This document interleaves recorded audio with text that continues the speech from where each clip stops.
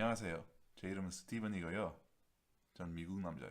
미국 남자. So I failed at posting a vlog this morning and yesterday. I actually did film, but I actually forgot to film for the vlog that I would post today. So I believe it's been 2 days since I posted a vlog. It has been a tough week. Please forgive me, guys. I've just basically been working, and I know last night I was filming for a vlog, but it is just it's a vlog that I can't fully edit yet, so after Sunday I will be able to fully edit and hopefully post it on Monday morning. Tonight after work I was grading papers. I went to Starbucks for a while because I needed to grade all these papers. I graded all of them. I think that was the first time when grading that I couldn't grade anymore. I just pushed and I pushed and I pushed and I kept doing it. And I was there for a good 2.5 to 3 hours. I'm learning more and more about the life of a teacher every day. So I'm just trying to stay patient and learn even more about teaching each time that I go into it.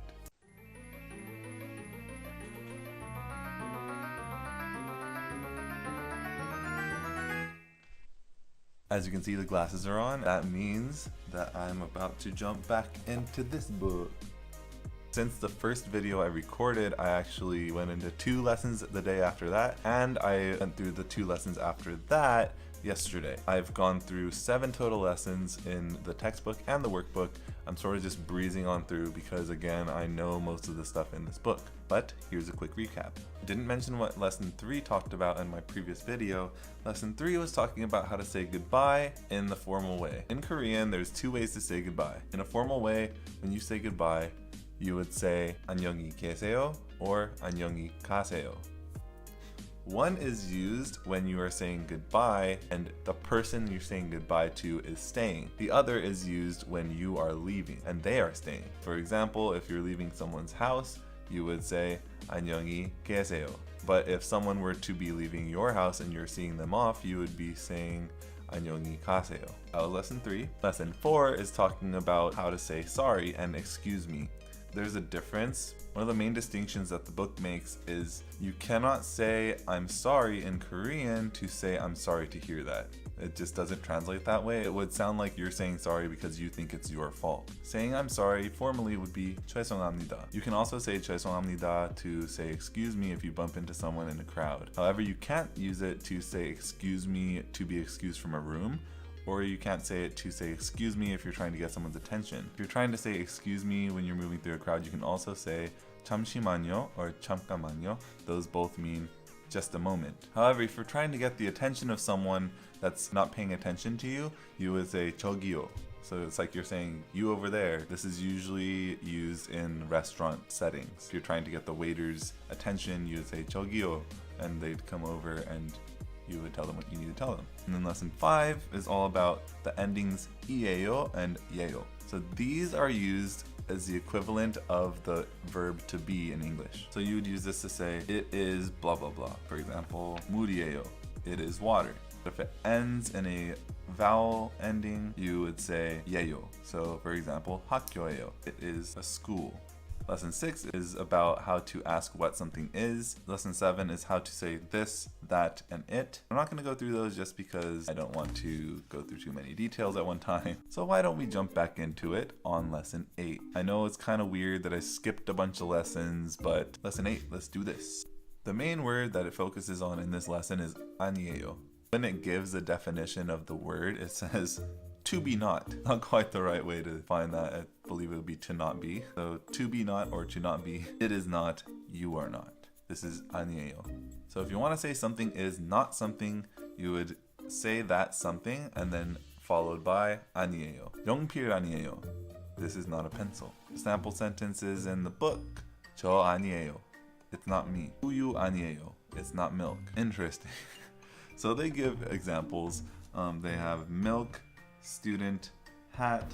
I mean, these are words that are probably more commonly used in everyday life. Cat, and then they have tiger, which I'm not sure why. It's pretty random compared to the other words they use. 호랑이, I didn't know this word before, so I'm learning a new word, 호랑이. I will definitely need to know how to say tiger.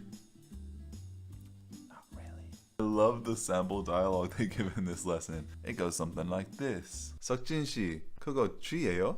아니요, 이거 쥐 아니에요. 그럼 강아지예요? 네, 맞아요. And now moving on from the sample dialogue, we have the exercises that they end every lesson with. I find these exercises very, very helpful. Alright, some useful sentences in here that they asked me to write. How would you say I'm not a student? 저는 학생 아니에요. And this one's very useful to me. They teach you how to say my fault, 제 잘못. And they're saying, how do you write it's not my fault in Korean? It would be 제 잘못 아니에요. 제 잘못 아니에요. One of the hardest parts about these exercises is the writing. My writing is not neat in English. My writing is much messier in Korean because it's stacking symbols and it's stacking characters. Brace yourselves for this. You look there. That is my penmanship. All that. Look closely. Yeah. There's a lot I can use this phrase for. A lot of my Korean friends who are learning English, a lot of them tend to learn bad words. And like when people learn new languages, they learn bad words first, which is, in my opinion, I don't like that. A lot of my friends don't want to actually just use bad words. They're trying to know what's good and what's bad to say. They would ask me things like, is this a bad word? So in Korean, I might ask a friend if something's a bad word. And then my friend might respond to me, 나쁜 말 아니에요. It's not a bad word. If I want to ask if it is a bad word, I can say 나쁜 말이에요. These lessons are helping. It's simple but helpful. This is good. I gotta keep practicing this in everyday conversation. That's the key, guys. If you guys are learning a language in any way, whether it's Spanish or whatever it may be, what matters is that you put it into practice in conversation. It's hard for me is I don't know anyone to practice it with. Up next is the workbook. I'm gonna go ahead and do the lesson in here.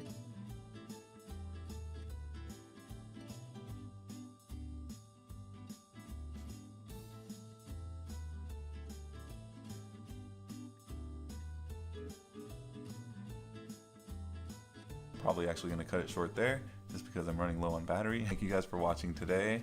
Take care, stay grateful for everything that you guys have in your lives. I will see you guys next time. Later.